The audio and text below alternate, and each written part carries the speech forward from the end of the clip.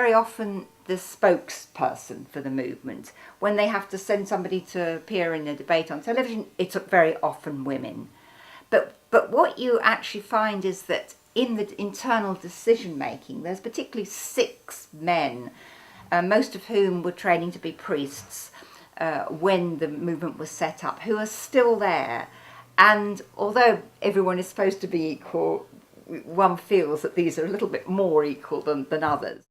The MST in the beginning was a movement which had to face frequently situations of violence, of conflict. I mean, hundreds of MST people have actually been murdered over the years, including women. So I suppose they felt at the beginning that the leaders had to be men who could sort of deal with situations like this.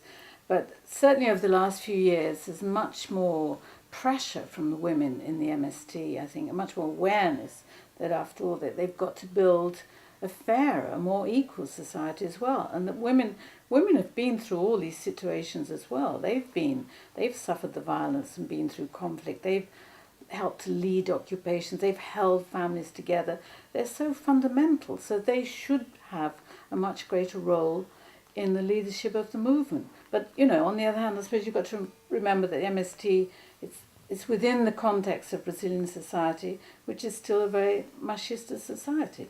Particularly peasant agriculture, which is very machista. I think from the beginning there was always a sort of political commitment to treat women equally. I remember right at the beginning when they took that decision that women should have a vote, not just heads of family, which would usually be men. So there was this sort of determination, this political determination to incorporate women, but in practice it's been quite hard, and women have very clearly fought for greater participation. And I remember when we were writing the book, one of the women saying, well, we're getting there. We've now got 6 women on the national directorate.